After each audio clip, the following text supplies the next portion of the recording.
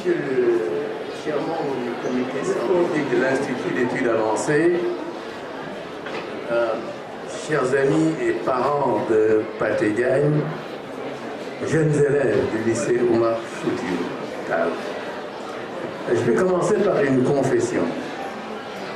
Lorsque Babacar Fall m'a soumis l'idée d'organiser une cérémonie d'hommage à Pathé Diagne, j'ai évidemment applaudi des deux mains et des deux pieds. Mais tout de suite après, il m'a demandé d'être le conférencier du jour. Et dans mon enthousiasme, j'ai accepté cette responsabilité. Mais voilà que quelques jours après avoir marqué mon accord, j'ai été tenté de décliner l'offre que j'avais acceptée. Et vous pouvez vous poser la question de savoir pourquoi cette tentation. La raison, elle est simple. C'est que lorsque on lit les CV de Pathé, on se rend compte que Pathé est d'une richesse intellectuelle et, pour reprendre un terme forgé par Ségolène Royal, d'une vastitude telle que on ne saurait en parler sans risque de mettre quelques-unes des facettes de sa personnalité multidimensionnelle. M'en étant rendu compte, j'ai pensé battre en retraite, car persuadé que je n'arriverais pas à rendre compte de la richesse de sa pensée et de son parcours. Et il a fallu tout l'art de la persuasion de Babacar Fall, mais aussi de Pathé lui-même, pour m'encourager à être devant vous aujourd'hui, pour tenter de m'acquitter d'une tâche dont je ne suis pas sûr, malgré tout, que je suis le plus indiqué pour la mener à bien. Et parce que j'ai encore des doutes sur ce point, laissez-moi vous dire, pour être tout à fait transparent et aller jusqu'au bout de ma confession, qu'en prenant la parole devant vous, je suis comme pris d'effroi et suis tenté de dire, comme le poète latin Oresco. Vous avez choisi, le conseil scientifique de l'IA, de célébrer Pathé le linguiste. Choix ne pouvait être plus heureux que celui qui a été de fait retenu de faire de Pathé le lauréat, de le primer en quelque sorte. En effet, ses travaux dans cette discipline font autorité. Pathé Diagne n'est-il pas un familier de la linguistique européenne? Du structuralisme saussurien, des travaux de Louis Genève et de la glossématique de Roman Jakobson et de l'école de Prague. N'a-t-il pas, dès le début des années 60, participé par ses travaux aux États-Unis à l'avènement de la linguistique transformationnelle et générative? Pathé, qui a travaillé dans la mouvance de l'école de Emmon Bach, en collaboration avec Joseph Wilkins, dans le cadre du programme English Language Service, n'a-t-il pas contribué aux travaux de linguistique comparative initiés au sein de la West African Linguistic Society? N'a-t-il pas réalisé, au début des années 1960, à l'université de Carbondale dans l'Illinois, le premier manuel de français et le premier manuel de Wolof selon la méthode transformationnelle ou générative? Pathé n'a-t-il pas été, en collaboration avec les professeurs Joseph Greenberg et David Dalby, co-auteur de la partie introductive à la linguistique historique du volume 1 de l'Histoire générale de l'Afrique, publié par l'UNESCO? N'en a-t-il pas d'ailleurs rédigé le chapitre 1er? Tout cela est strictement vrai, comme en atteste sa biographie et la bibliographie qui l'accompagne. Sa reconnaissance comme linguiste n'est donc pas volée. Il est, on his own right, comme diraient les Américains, un linguiste. Mais peut-on pour autant réduire Pathé Diagne à n'être qu'un linguiste si prestigieux que puisse être le titre? Assurément non, vous diront tous ceux qui ont eu, comme moi, le privilège et le bonheur de le côtoyer. L'homme aurait encore trouvé sa place si l'Institut d'études avancées avait décidé de célébrer un un économiste, un philosophe ou un historien des civilisations, voire un exégète du livre saint des musulmans, Al-Quran, qu'il a traduit en wolof. Et tout cela. Il est aussi à l'aise dans la discussion sur les formes pronominales que sur les cycles économiques. Tout aussi capable de disserter de paléontologie génétique et d'archéologie linguistique de l'ère Ramakushi, il y a 8 à 10 000 ans avant Jésus-Christ, que de la restauration de Saint-Louis pour en faire une cité d'avenir.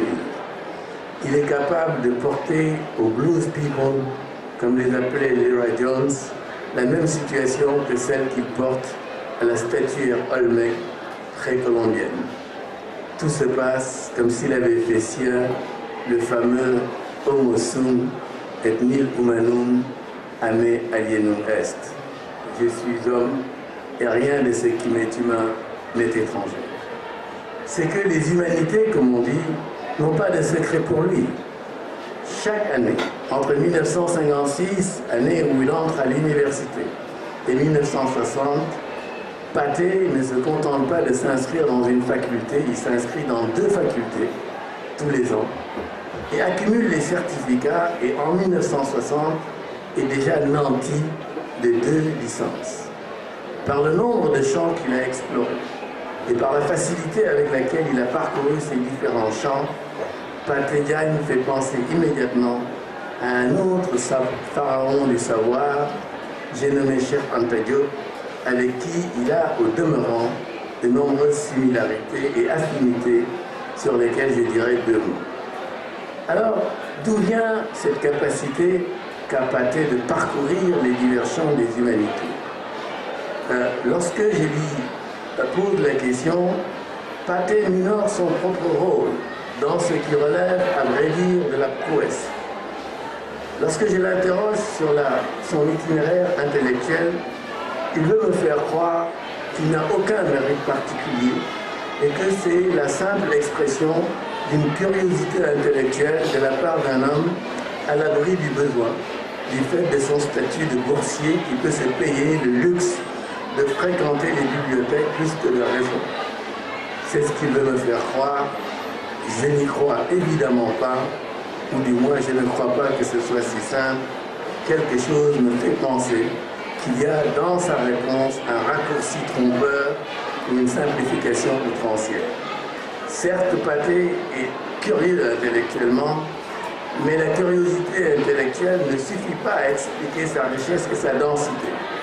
Car si elle ne s'adosse à rien, la curiosité peut mener au dandysme intellectuel ou à l'éclectisme bon enfant, fréquent dans les salons mondains, mais tout à fait aux antipodes de la pensée structurée et dense de Pathé Diagne. Aujourd'hui, ce que je voudrais faire, c'est me risquer à donner quelques clés à cette question et j'en vois personnellement, et je voudrais en privilégier 3.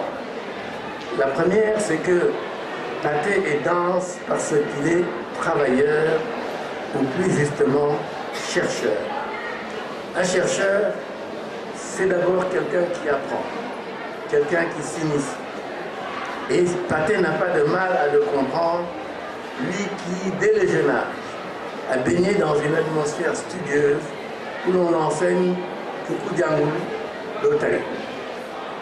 Cette atmosphère, c'est celle de l'école coranique d'abord, qu'il vit chez Youssouf Assal et qui le marquera profondément. Il aurait pu faire l'école coranique chez lui, ou d'autres oncles, car dans la famille des Tafsir Omar Sall, dont il est un descendant direct par sa mère Rokhaya Sall, les érudits étaient nombreux, y compris parmi les femmes, dont l'une d'elles, Mamtan Sall, tenait un dara féminin. Le dara saint-louisien est à l'époque une école de vie, un lieu où l'on se forme à plusieurs disciplines. Pathé y apprend le Coran, mais il y apprend aussi le wolofol qu'il maîtrisera avant même d'aller à l'école française. C'est dès le dara que son intérêt pour la linguistique se forme, ainsi qu'il l'explique dans son message pour cette conférence. Mais le dara, c'est aussi un lieu où, en plus d'apprendre à acquérir et à valoriser le savoir, l'on se forme à la tolérance, à la solidarité et à l'humilité. Ses qualités, Pathé les acquiert et ne les perdra plus jamais. Il les met à profit et les affine. Au petit lycée de la rue Neuville, je suis passé devant tout à l'heure, et plus tard au lycée Fédère de Saint-Louis qui nous accueille aujourd'hui, lieu mythique, centre d'excellence, où Pathé va faire partie des plus brillants.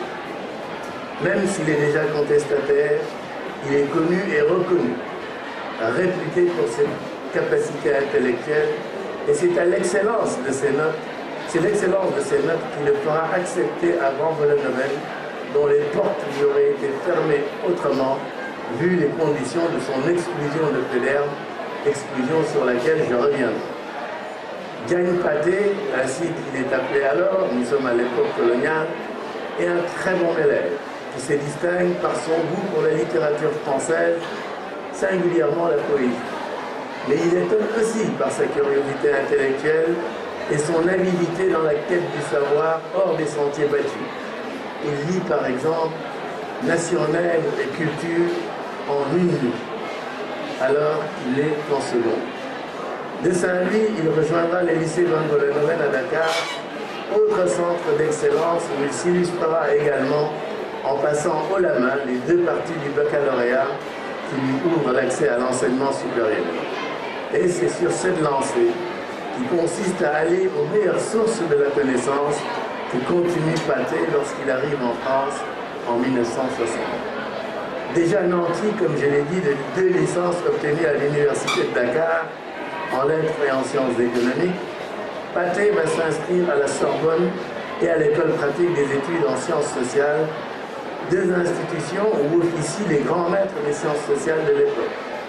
Ses professeurs ont nom Georges Ballandier, Georges Gurdich, André Leroy-Gourand, Gilles Martinet, Gabriel Madessy, Émile Benveniste, Lilias Hamburger, Jean Pilteau, Louis-Vincent Thomas, Raymond Aron. Ils font autorité dans les domaines de la sociologie, de l'anthropologie, du comparatisme, de l'égyptologie, de l'archéologie et de la paléontologie.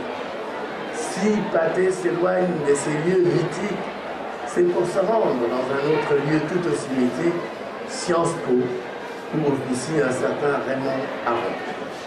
Pathé s'intéresse davantage à ces disciplines qu'à celles plus conventionnelles des sciences économiques qui se développent, qui attirent nombre de ses promotionnaires fascinés par les études, par les travaux de modélisation qui se développent à cette période. Est-ce parce qu'il aime ramer à contre-courant, comme l'assurent certains de ses amis, ou est-ce parce que, intuitivement, l'indiscipliné Pathé sent que l'économie est une science sociale à laquelle on ne comprend rien si on la dissocie des structures sociales? Je pense personnellement pour cette deuxième hypothèse, sans en être tout à fait sûr. Mais Pathé a aussi, envers cette euroscience, toute la distance critique nécessaire pour asseoir sa souveraineté intellectuelle. Il est déjà un lecteur et un connaisseur de Cheikh Anta Diop qu'il a lu encore une fois en une soirée alors qu'il était encore au lycée et à qui il va d'ailleurs consacrer un ouvrage quelques années plus tard. Il s'intéresse à la Harlem Renaissance et sera l'un des premiers de sa génération à se rendre aux États-Unis d'Amérique et à participer au combat intellectuel des Afro-Américains avec qui il cheminera à Dakar, à Alger et ailleurs. Il va du reste aller aux États-Unis et, fidèle à sa démarche, se familiariser avec les grands maîtres de ces disciplines tout en se donnant les armes pour les combats. C'est fort de tout cela que Pathé va, vers la fin de la décennie 1960, s'installer à Dakar pour poursuivre une carrière de chercheur, alors que nombre de ses amis ont choisi d'intégrer la haute fonction publique où ils occupent des positions de pouvoir. Lorsqu'il débarque à Dakar, les arcanes des sciences sociales n'ont guère plus de secret pour Pathé Diagne. Il a déjà commis 2 classiques dans ce domaine, une grammaire moderne du Wolof.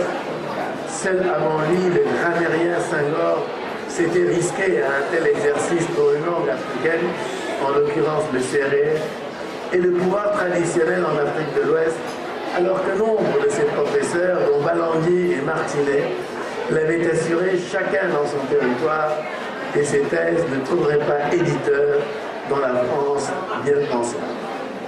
Pathé va entrer à l'IFAN et parallèlement enseigner à la fac des lettres.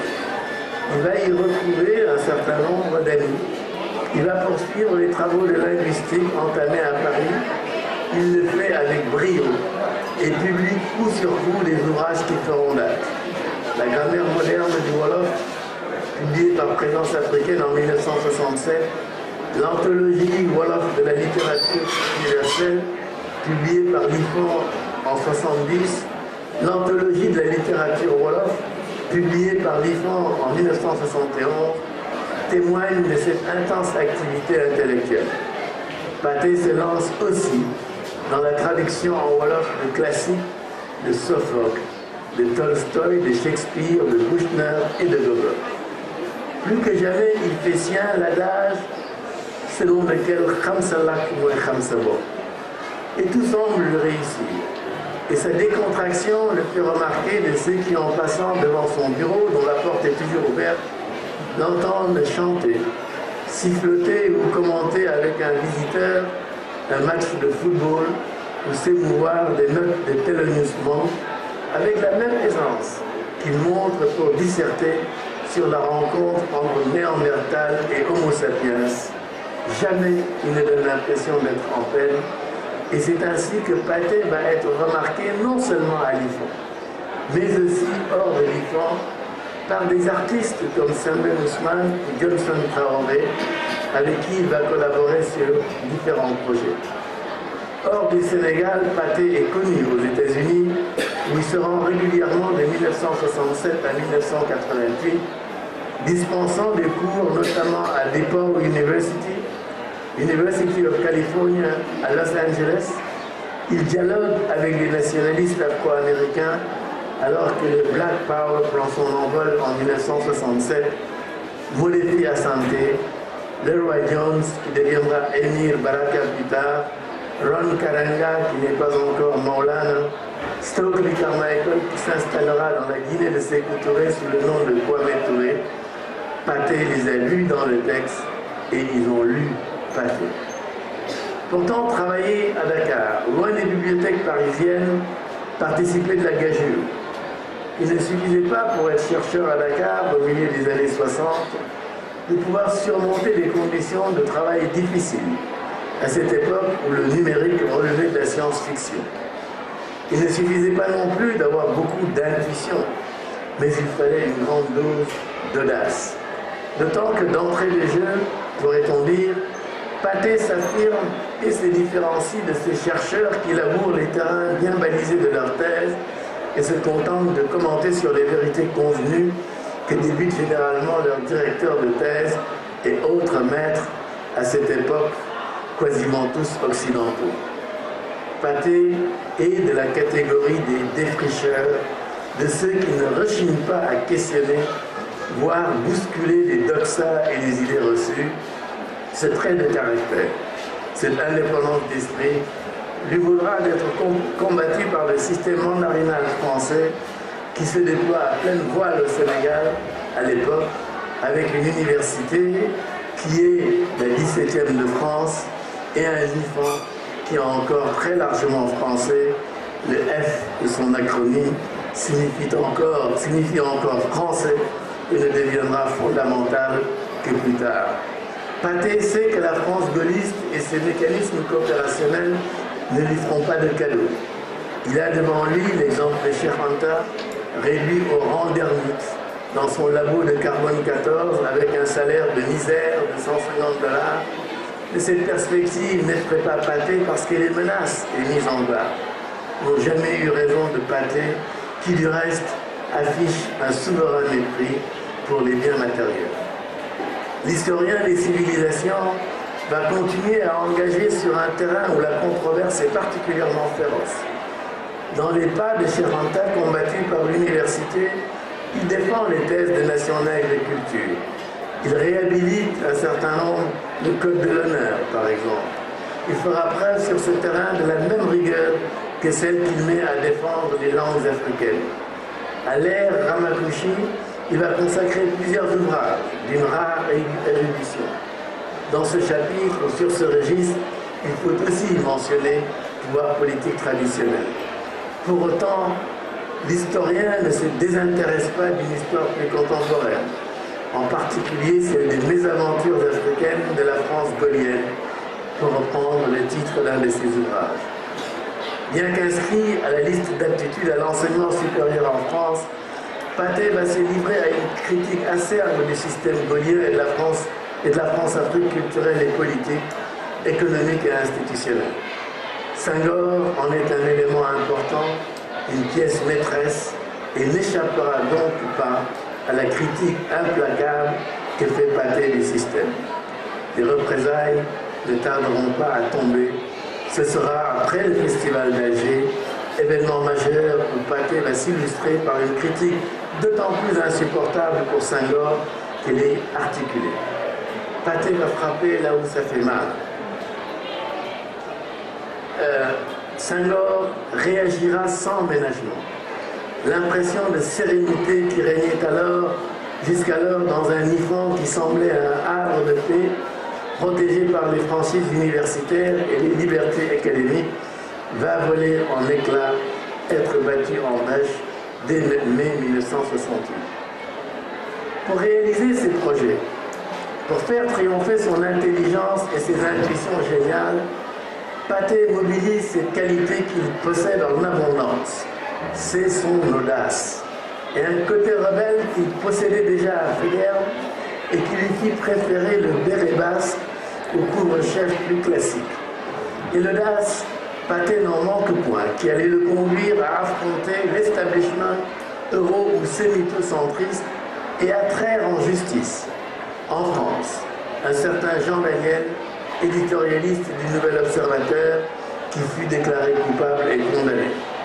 Une audace qui allait conduire Pathé à déconstruire les paradigmes d'un certain Léopold Sédar Senghor devenu le servant de la francophonie après avoir été le chantre de la négritude. L'homme Senghor était alors au summum de son impérium politique et intellectuel et résumait sa philosophie d'une maxime: sévir sans faiblesse coupable, ni cruauté inutile. Telle était la position de Senghor face à ses adversaires politiques depuis la mise sur pied du régime présidentiel, mais aussi face aux intellectuels. Pour le monocrate qu'il était devenu, en instaurant un présidentialisme exacerbé en lieu et place d'un régime parlementaire dont il s'est défié en 1962, au motif qu'il n'était pas approprié à l'environnement africain, le maître mot était sévir, au risque de susciter une résistance à laquelle Pathé prit une part active, même si elle est peu connue. Le festival d'Alger marqua le paroxysme de cet affrontement qui jusqu'alors avait été à fleur et moucheté avec des arguments plus émotionnels qu'autre chose. C'est qu'à Alger, Pathé donne de la voix. Ceux qui l'ont vu à Alger l'ont vu tonner, rugir et sonner la charge. Senghor n'est pas à Alger, mais il y a dépêché 2 poids lourds de son gouvernement, Hassan Sek et Amadou Mokhtar Mbow. J'apprendrai plus tard par certaines indiscrétions de ses très proches, dont un certain Mendes France, qui était le surnom donné à Ali Hussein, ministre de la Culture, que Senghor a été déboussolé, tétanisé, assommé, KO debout, comme disent des pugilistes, devant la puissance de feu d'un Pathé Diagne, d'autant plus à l'aise qu'il ne cherche rien, ni dans les cénacles du pouvoir, ni dans les rangs de l'opposition. Senghor réagira avec une sévérité qui frise la cruauté. Le sort de Pathé est scellé. Pathé sera renvoyé de l'Ifran. Mais alors qu'à l'époque coloniale, il s'est trouvé à Boissier-Palin pour faire plier ou pour contourner une sanction excessive, en 1969, il ne se trouve plus personne pour faire entendre raison à un Senghor d'autant plus ferme qu'il voit en Pathé un exemple qu'il ne faut pas laisser prospérer. Pathé restera de marbre face à la décision de l'autocrate et continuera son combat sans jamais faire de concession. Il va quitter l'institution universitaire où il aurait pu faire carrière, mais la victoire de Senghor est une victoire à la Pyrrhus, car Pathé aura laissé des traces de son passage avec une production intellectuelle de qualité sous la forme de 4 à 5 livres et de dizaines d'articles. Par intégrité, il refuse la soumission à un ordre senghorien suranné. Pathé n'est pas un homme des paillettes ou des ors et dorures. La lumière, il ne la cherche pas plus qu'il ne tire la couverture à nuit. Les rampes des projecteurs, il les aborde, et lorsqu'il ne peut y échapper, il cherche un commensal avec qui il est partagé ou attribue ses mérites à d'autres. Être un grand chercheur, c'est tout cela. C'est allier intuition d'une grande densité, audace, intégrité et humilité. Mais ce ne sont pas les seules qualités de Pathé, il en est une autre que je tiens particulièrement à souligner parce que cela le distingue de bien d'autres travailleurs de l'esprit, de bien d'autres intellectuels de sa génération. Pathé est un homme généreux. Et c'est la deuxième clé, la densité de Pathé est celle d'un homme généreux. Cette générosité s'exprime de diverses manières. Elle prend d'abord la forme de la solidarité avec les plus vulnérables. Les raisons de son expulsion de Faidherbe sont éclairantes à cet égard. Ce n'est pas pour insuffisance de résultats, ni même pour indiscipline qu'il a été renvoyé de Faidherbe, mais parce qu'il a fait preuve de solidarité. C'est en effet pour ne pas servir de témoin à charge à un professeur français qui avait été corrigé par un élève sénégalais en sa présence que Pathé fut l'objet de représailles. Il accepta d'être sacrifié plutôt que de dénoncer son camarade et de sauver sa peau. Il préféra déclarer n'avoir rien vu, être économe de vérité, dira-t-on, plutôt que de dire une vérité qui aurait pu nuire à un camarade de classe. Solidarité avec les plus vulnérables explique sans doute son intérêt pour une certaine approche de l'histoire, celle-là qui rétablit la vérité sur ceux que l'on tend à oublier, qui donne voix aux sans-voix. C'est cela que le destin semble desservir. Il pense, comme Chinois Achebe, que les lions ont besoin de leurs historiens pour que l'histoire de la chasse ne soit pas simplement celle des vainqueurs. Il rétablit ainsi la vérité sur Jean d'Arc, qui avait en fait pour nom Gamba Gagne, était l'aman maître de terre. C'est ce trait d'esprit qui explique aussi qu'il se soit intéressé au Faidherbe qui vainquit en 1870 les Prussiens, plutôt qu'au gouverneur de Saint-Louis, car le vainqueur des Prussiens dut sa victoire aux soldats originaires des 4 communes, héros pas suffisamment chantés. C'est ce trait d'esprit qui explique également qu'il célèbre l'abnégation de personnages qui ont été victimes de la France-Afrique, dont Pathé rappelle fort judicieusement qu'il a été appelé, non sans raison, mafia-afrique. Cette générosité prend aussi la forme d'une ouverture d'esprit remarquable. De cette ouverture, rien ne témoigne davantage que la ligne éditoriale de la librairie Maison d'édition qu'il fonda en 1974. Sankoré, ainsi qu'il l'appela pour souligner l'ouverture, accueillit tenants et adversaires de l'ethnophilosophie, marxistes et libéraux, laudateurs et contenteurs de Cheikh Anta Diop. La librairie éponyme amplifiait les controverses fécondes, mais surtout les démocratisa, car dans ce lieu qui était central spatialement parlant, l'accès était libre.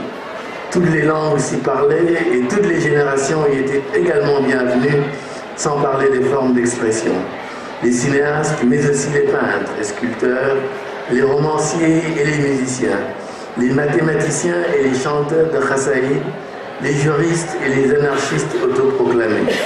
Pathé était d'autant plus enclin à débattre qu'il n'est pas homme de chapelle.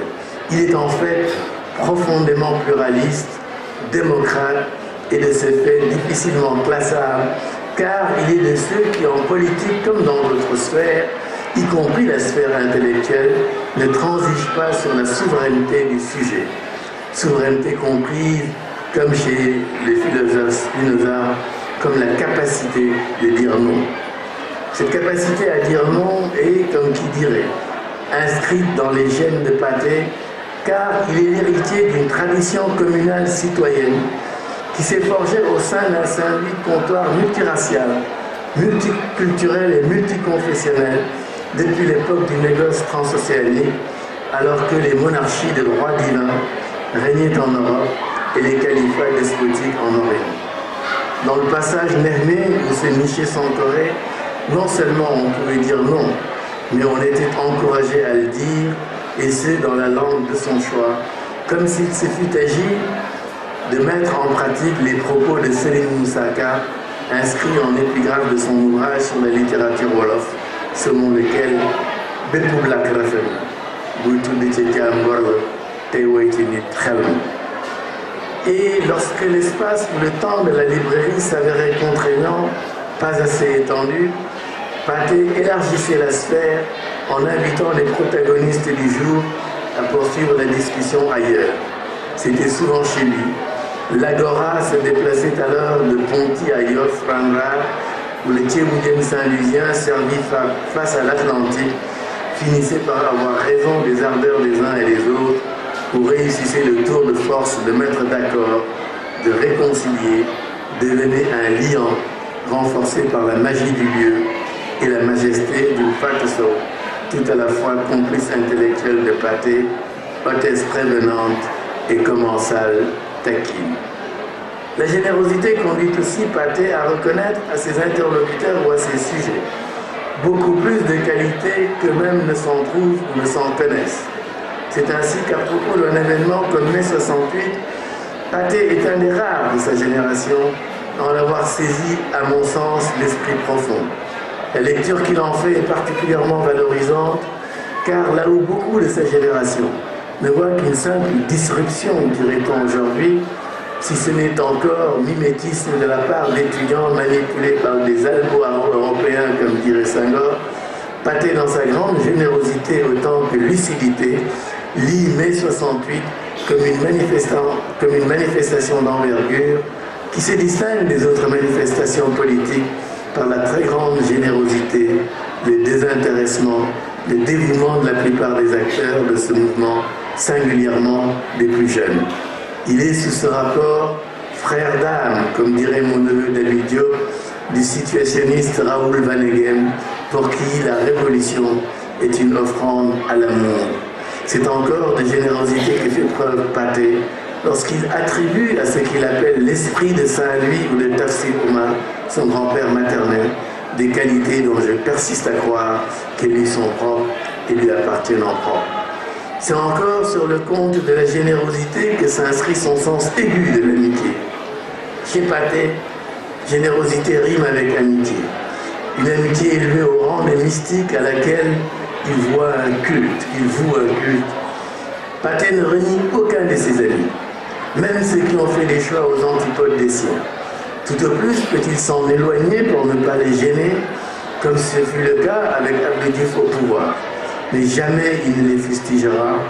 Sa fidélité explique aussi qu'il ne se soit jamais joint au cœur des critiques de présence africaine à laquelle il prêta ses lumières plusieurs années en étant rédacteur en chef de la revue.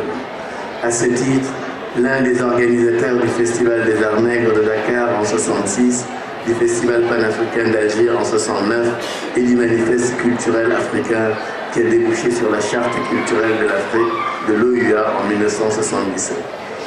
Et cela, cette fidélité à présence africaine, malgré le fait que la Société africaine de culture, la SAC, ne l'ait pas payé de retour et ait même contribué par sa tiédeur à faire couler l'AIFESPAC.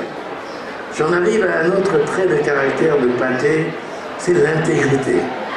C'est une intégrité morale qui résulte d'une éducation stricte et quelque peu aristocratique, avec ce que cela comporte, non pas de mépris, mais de détachement par rapport aux oripeaux des nouveaux riches. Mais l'intégrité de Pathé, elle est aussi une intégrité intellectuelle qui pousse à un sacro-saint respect des faits, ce respect des faits étant le pendant de la liberté des commentaires. Cette intégrité Rien n'en témoigne davantage que le portrait qu'il dresse de Félix Éboué, en qui il voit le dépositaire et le légataire d'une tradition communale citoyenne antérieure aux révolutions républicaines du XVIIIe siècle. Pathé rétablit la vérité sur Éboué parce qu'il ne supporte pas l'injustice de l'oubli, la falsification de l'histoire de la résistance par De Gaulle et ses épigones, la mémoire absentée, comme il dit. L'intégrité s'exprime par sa volonté et sa capacité à écouter et à parler, à présenter et à partager. Pathé aime communiquer, mais moins pour rallier quelqu'un à sa cause, recruter des talibés ou des militants, que pour inciter au dépassement, faire bouger les lignes et faire voir en chacun ce qu'il est devenu. La controverse, les sujets qui fâchent, Pathé en a un goût immodéré, car persuadé qu'ils peuvent être féconds. Son intégrité conduira toujours Pathé à dire ses limites pour inviter d'autres à les dépasser. Les faiblesses de ses argumentaires, lorsqu'il y en a, il ne les cachera jamais. Et s'il y a une chose dont il a pu souffrir, donc ce n'est pas de la contestation de ses idées, révolutionnaires sur bien des points, mais de leur insuffisante contestation, en raison des débats insuffisants auxquels il était pourtant prêt, qu'il voulait même susciter.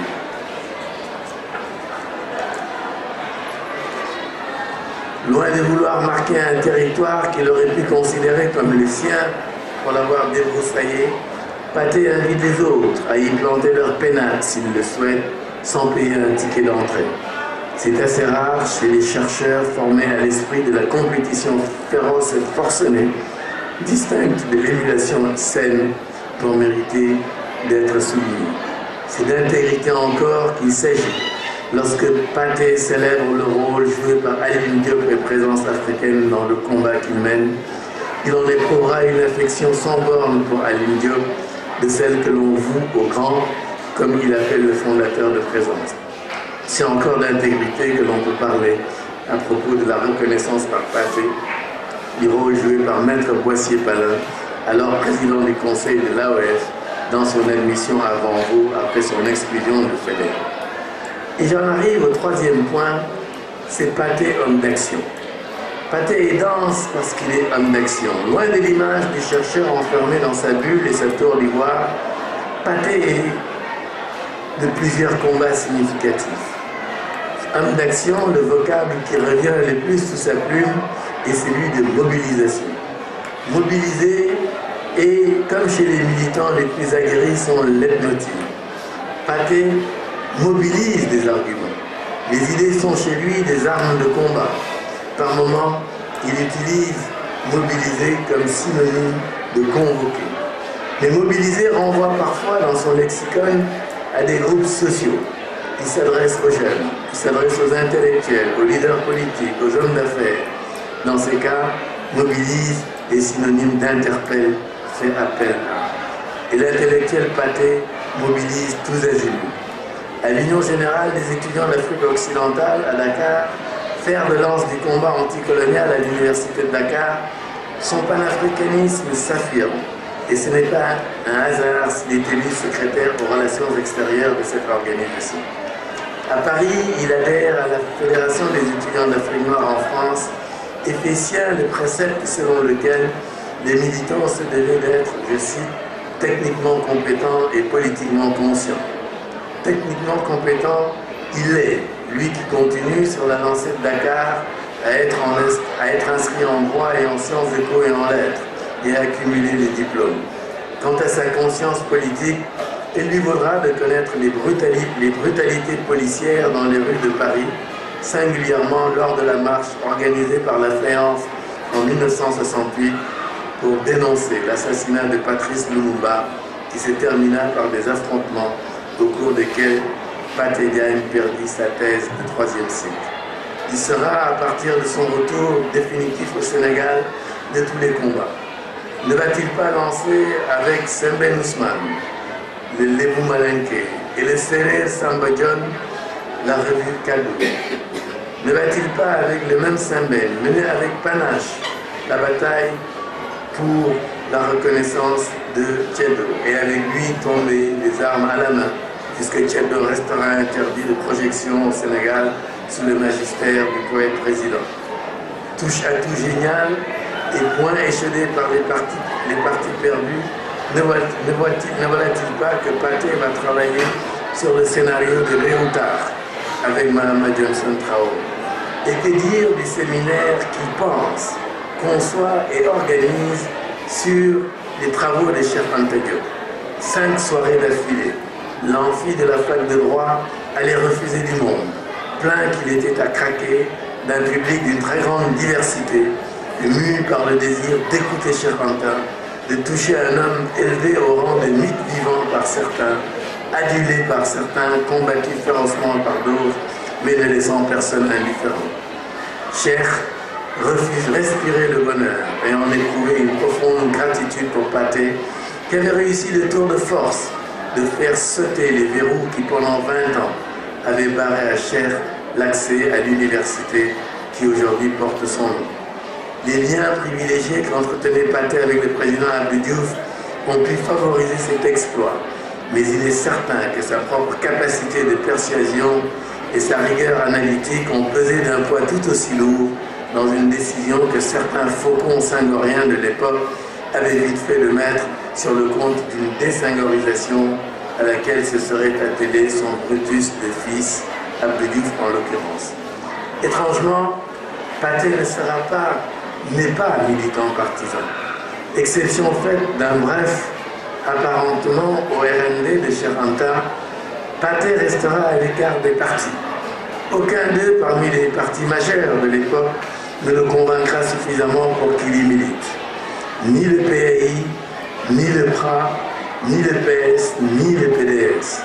Il entretient pourtant des rapports excellents avec les leaders ou animateurs de ces formations. Avec Majmoud Diop, il partage, outre les origines saint-louisiennes, la passion pour l'indépendance, Moumseré. Avec Ablaïli, une passion pour l'histoire.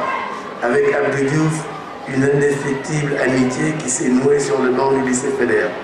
Avec Abdoulaye Wade, un certain intérêt pour la réflexion sur les questions d'économie. Mais Pathé ne peut pas être encarté, car il est profondément pluraliste et ne saurait se complaire dans l'exclusivisme qui jette des anathèmes.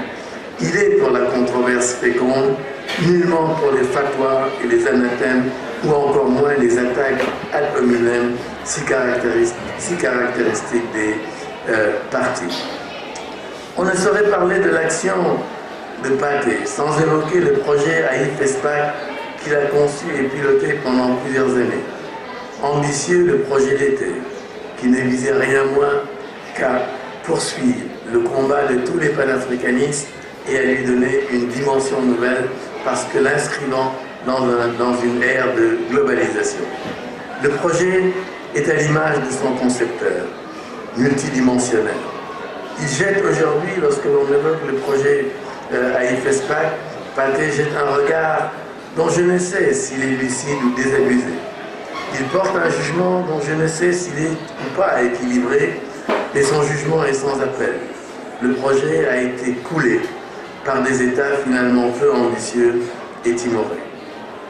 Homme de pensée, homme de communication, homme généreux, homme d'action, Pathé est tout cela. Mais chez lui, point de barrière, point de frontière entre ces diverses facettes et les traits de caractère qui y sont attachés. Au contraire, chez lui, ces diverses facettes se complètent et donnent lieu à une certaine originalité. Pathé pense en homme d'action et agit en homme de pensée. Il touche ce qu'il rencontre par sa capacité à redonner espoir, à booster le moral, à mobiliser, à justifier la dissidence et à redorer le goût de l'aventure et de l'avenir. Goût de l'avenir et ouverture par rapport à l'avenir, Pathé est un féru de prospective. Il va monter dans les années 80, alors que les pays sont tous sous ajustement structurel, prisonniers d'horizons temporels très courts, imposés par les institutions de Bretton Woods. Il va monter le CEPAP, Centre d'études prospectives et de politologie, dont l'ambition est clairement affichée. Il s'agit d'échapper à la dictature des urgences, il s'agit d'aider les pays et les institutions à lever le nez du guidon, à oser voir loin, oser voir large et en profondeur. Il est, de ce point de vue, l'inspirateur du projet Futurs Africains que le PNUD, dirigé par son ami Pierre Claver d'Amiba, financera de 1992 à 2002 et dont j'ai assuré la coordination régionale.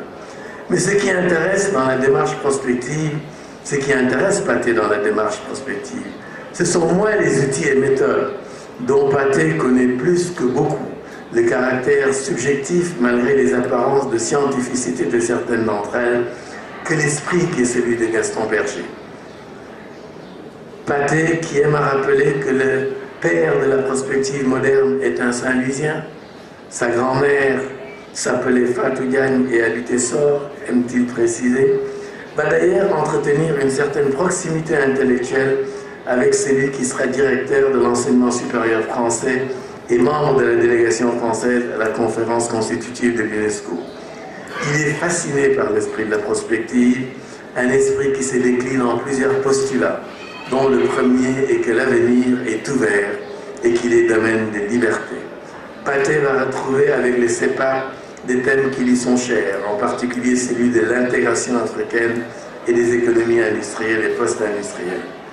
Parce que l'esprit de Gaston Berger, c'est un autre postulat, à savoir que l'avenir est domaine de volonté. Pathé va penser avec le CEPAC aux stratégies d'avenir.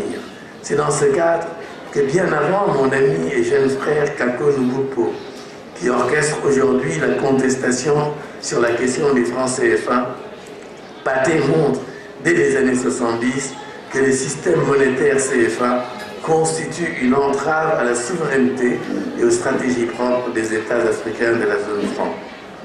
Chers amis, voilà que les contraintes de temps et d'espace me conduisent à arrêter mon propos. Je vais le faire avec la conscience claire que je n'ai pas rendu justice à Pathé, que de cet homme je n'ai même pas dit peut-être l'essentiel.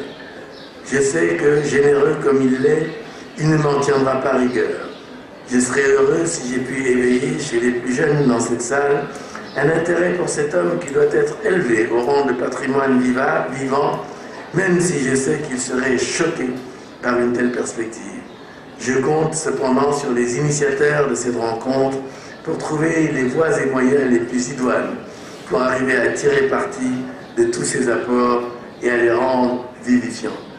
Mais je manquerai à un devoir élémentaire de vérité et d'élégance toute saint-louisienne si, en dépit de toutes les contraintes, je m'aventurais à terminer mon évocation imparfaite de la trajectoire, de l'œuvre et de la vie de Pathé sans réserver une place spéciale à Fatou Sow, son épouse, sa complice intellectuelle, la mère de ses enfants, sa partenaire de vie. Fatou Sow et Pathé sont devenus collègues à l'IFAN en 1970.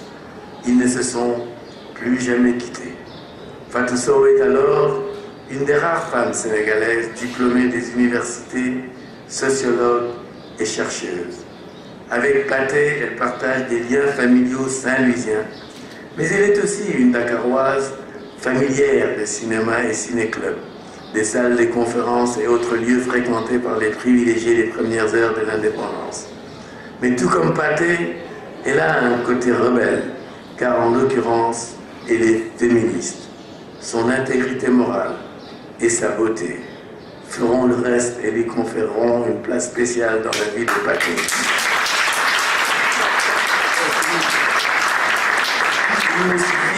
Il me suffit pour bien mettre en exergue la place spéciale de Fatou Sow dans la vie de Pathé, de signaler que c'est la seule personne vivante à qui Pathé est exclusivement dédié un ouvrage. Dans tous les autres ouvrages, Pathé, dans sa grande générosité, célèbre dans ses dédicaces de multiples personnages. La dédicace réservée à Fatou Sow est d'une solide et d'une sobriété touchante. À Fatou Sow. Et ce sera tout.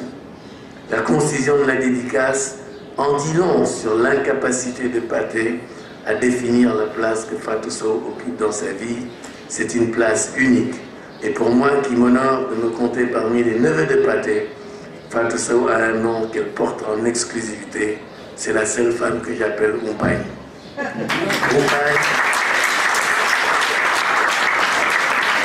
Enfin, parce que nul n'est mieux placé que toi pour t'acquitter d'une telle mission, je voudrais te demander d'être notre émissaire auprès de Pathé. Dis-lui que notre plus grand souhait est qu'il continue d'être Saint-Louisien. Car nous savons que pour lui, être Saint-Louisien, c'est être, comme dit la plaquette conçue par Babacar Fall, l'océan aux vagues fougueuses et la mer aux multiples bras. L'âme de fond irrésistible, mais aussi homme attentif aux méandres. Que pour être Saint-Louisien, que pour lui être Saint-Louisien, c'est être l'adepte de cet islam lettré, dont les figures tutélaires sont nombreuses.